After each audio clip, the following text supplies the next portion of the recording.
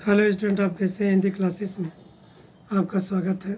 आज जो पाठ पढ़ाने जा रहे हैं वह पाठ कृतिका से है, साना साना हाथ जोड़। इसको मधु काकरिया ने लिखा है। पाठ का सारांश: गंगटोक की रात्रि। लेखिका को गैंगटोक शहर सुबह, शाम और रात हर समय बहुत अच्छा लगता है। यहाँ की रहस्यमय सितारों भरी रात लेखिका को सम्मोहित सी करती प्रतीत होती है। लेखिका ने यहाँ एक नेपाली युवती से प्रार्थना के बोल सीखे थे। साना साना हाथ जोड़, गर्दहूँ प्रार्थना, हामरो जीवन तिमरो कौशली, जिसका हिंदी में अर्थ है छोटे छोटे हाथ जोड़कर प्रार्थना कर रही हूँ कि मेरा सारा जीवन अच्छाइयों को समर्पित हो। सुबह लेखिका को युमथांग के लिए निकलना था। जैसे ही उनकी आँख खुलती है वह बालकनी की ओर भागती हैं, क्योंकि उन्हें लोगों ने बताया था कि यदि मौसम साफ हो तो बालकनी से भी कंचनजंगा, हिमालय की तीसरी सबसे बड़ी चोटी, दिखाई देती है। उस समय सुबह मौसम अच्छा होने के बाद भी आसमान हल्के हल्के बादलों से ढका हुआ था, जिसके कारण लेखिका को कंचनजंगा दिखाई नहीं पड़ी, किंतु सामने तरह तरह के रंग बिरंगे ढेर सारे फूल दिखाई दिए। गैंगटोक से 149 किलोमीटर की दूरी पर युमथांग था। लेखिका के साथ चल रहे ड्राइवर कम गाइड जितेन नार्गे उन्हें बताया था कि यहाँ के सारे रास्तों में हिमालय की गहनतम घाटियाँ और फूलों से लदी वादियाँ मिलेंगी। आगे बढ़ने पर उन्हें एक स्थान पर एक कतार में लगी सफ़ेद बौद्ध पताकाएँ दिखाई देती हैं। नार्गे उन्हें बताता है कि यहाँ बौद्ध की बहुत मान्यता है। जब भी किसी बुद्धिस्ट की मृत्यु होती है तो उसकी आत्मा की शांति के लिए शहर से दूर किसी भी पवित्र स्थान पर 108 श्वेत पताकाएँ फहरा दी जाती हैं और उन्हें उतारा नहीं जाता। ये स्वयं ही नष्ट हो जाती हैं।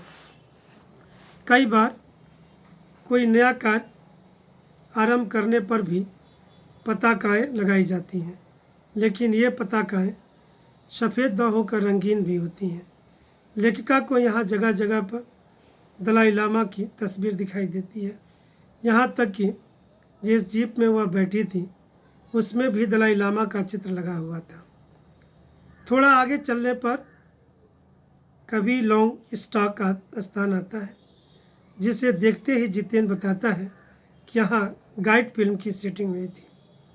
इसी स्थान पर तिब्बत के चीस्खे बंसन ने लेप्चाओ के सोमेन से कुंजतेक के साथ संधि पत्र पर हस्ताक्षर किए थे तथा उसकी याद में यहाँ पर एक पत्थर स्मारक के रूप में भी है।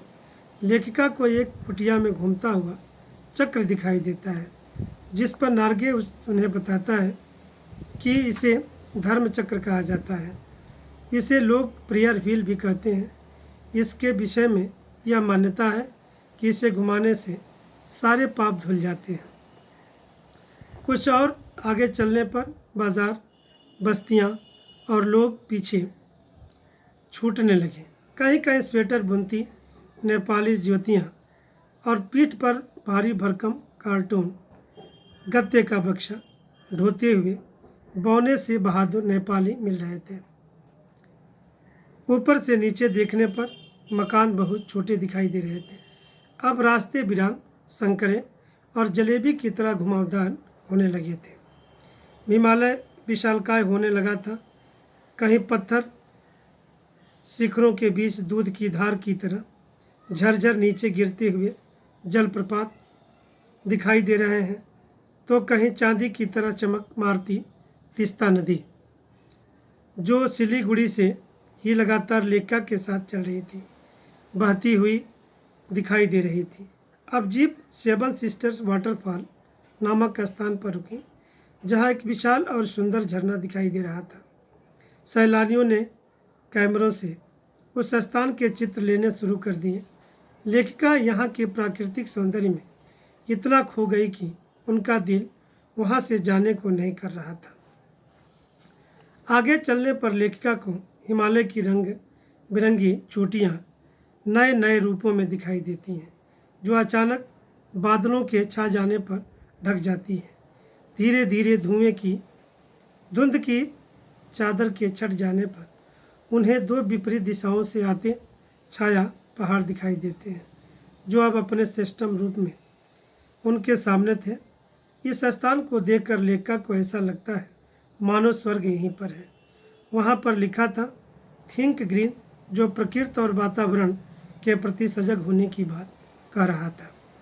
लेखिका वहाँ के प्राकृतिक सौंदर्य से इतना प्रभावित होती हैं कि जीप के कुछ देर वहाँ रुकने पर वह थोड़ी दूर तक पैदल ही वहाँ के सौंदर्य को निहारने लगती हैं। उनकी यह मुग्धता पहाड़ी औरतों द्वारा पत्थरों को तोड़ने की आवाज़ से टूटती है।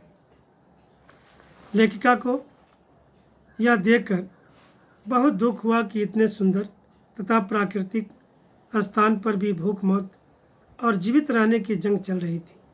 वहाँ पर बॉर्डर रोड ऑर्गेनाइजेशन के एक कर्मचारी ने बताया कि जिन सुंदर स्थानों का दर्शन करने वह जा रही हैं, यह सब इन्हीं पहाड़ी महिलाओं द्वारा बनाए जा रहे हैं।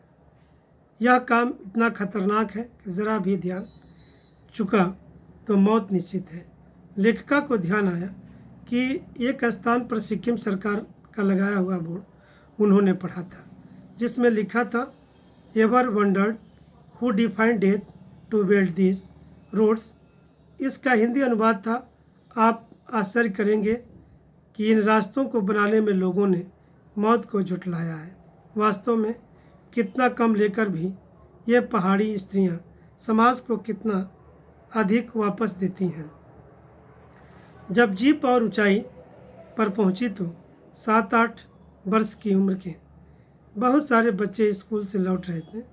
जितेन गाइड उन्हें बताया कि यह तराई में ले देकर एक ही स्कूल है, जहां 3-3.5 किलोमीटर की पहाड़ी चढ़कर ये बच्चे स्कूल जाते हैं।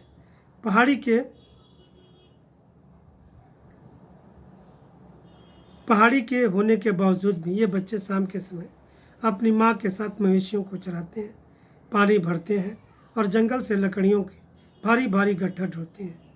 यमथांग पहुँचने के लिए लायुंग में जिस मकान में लेखिका व उनके सह यात्री ठहरे थे, वह तीस्ता नदी के किनारे लकड़ी का एक छोटा सा घर था। वहाँ का वातावरण देखकर उन्हें लगा कि प्रकृति ने मनुष्य को सुख शांति, पेड़ पौधे, पशु सभी कुछ दिए हैं, किंतु हमारी पीढ़ी ने प्रकृति की इस लय ताल और गति से खिलवाड़ करके अक्षम्य अपराध किया है। लायुंग की सुबह बेहद शांत और सुरम्य थी। वहाँ के अधिकतर लोगों की जीविका का साधन पहाड़ी आलू, धान की खेती और दारू का व्यापार है। लेखिका सुबह अकेली ही पहाड़ों की बर्फ़ देखने निकल जाती हैं, परंतु वहाँ जरा भी बर्फ़ नहीं थी। लायुंग में एक सिक्किमी नौयुवक उन्हें बताया कि पहाड़ प्रदूषण के चलते यहाँ बर्फबारी स्नोफॉल लगातार कम होती जा रही है। बर्फबारी देखने के लिए लेखिका अपने सहयात्रियों के संग लायुंग से 500 मीटर की ऊंचाई पर स्थित कटाऊ नामक स्थान पर जाती है। इसे भारत का स्विट्जरलैंड कहा जाता है। कटाऊ जाने का मार्ग बहुत दुर्गम था। सभी सैलानियों की सांसें रुकी जा रही थी। रास्ते धुंध और फिसलन से भरे थे, जिनमें बड़े बड़े शब्दों में चेतावनियाँ लिखी थी। If you are married, divorce speed. दुर्घटना से देर भली, सावधानी से मौत टली। कटाऊ की सुंदरता। कटाऊ पहुंचने के रास्ते में दूर से ही बर्फ से ढके पहाड़ दिखाई देने लगे थे। पहाड़ ऐसे लग रहे थे जैसे किसी ने उन पर पाउडर छिड़क दिया हो या साबुन के झाग चारों ओर फैला दिए हों। सभी यहाँ बर्फ कर कूदने लगे थे। लेखिका को लगा शायद ऐसे ही विभोर कर देने वाली दिव्यता के बीच हमारे ऋषि मुनियों ने वेदों की रचना की होगी और जीवन के गहन सत्यों को खोजा होगा। लेखिका की मित्र मणि एकाएक दार्शनिकों की तरह कहने लगी, यह हिम शिखर जल स्तंभ है पूरे एशिया के।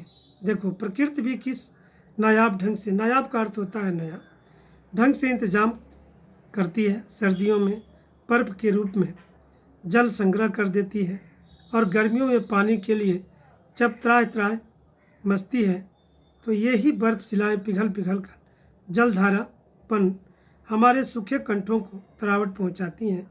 कितनी अद्भुत व्यवस्था है जल संचय की।